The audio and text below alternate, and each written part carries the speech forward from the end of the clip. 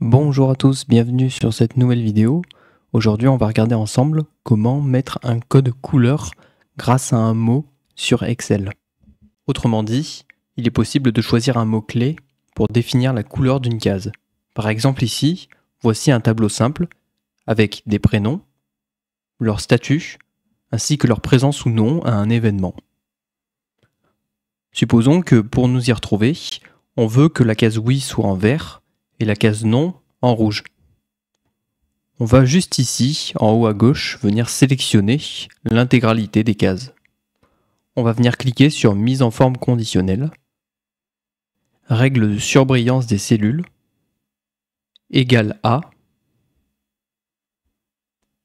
et on va juste ici écrire le mot oui, qui doit d'ailleurs ne pas être présent ailleurs. On voit que les cases oui se colorent automatiquement. Nous pouvons désormais choisir le remplissage que l'on souhaite appliquer. Par exemple ici, oui étant plutôt favorable, nous allons le mettre plutôt en vert. Mais il est possible de moduler grâce au format personnalisé juste ici en bas.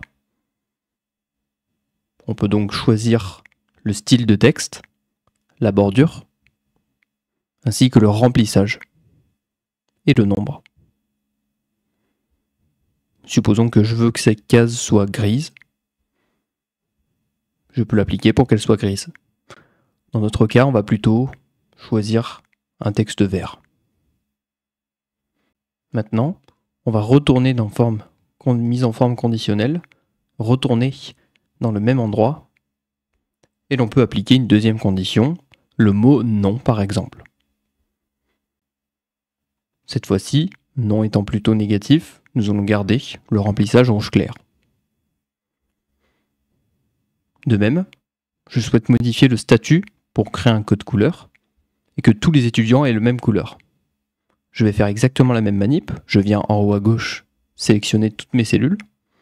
Dans mise en forme conditionnelle, je viens dans les règles de surbrillance des cellules, égale à,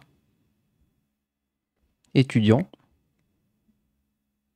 Je peux mettre le texte en rouge par exemple. Mais ici, je vais plutôt mettre la case en bleu par exemple. Et je vais venir faire exactement pareil avec le personnel. Maintenant, je peux colorer des cases qui contiennent des parties de mots. Par exemple ici, on voit qu'on a prénom et présent. Supposons qu'on ait énormément de cases à traiter et qu'elles ont un point en commun, d'avoir des lettres en commun.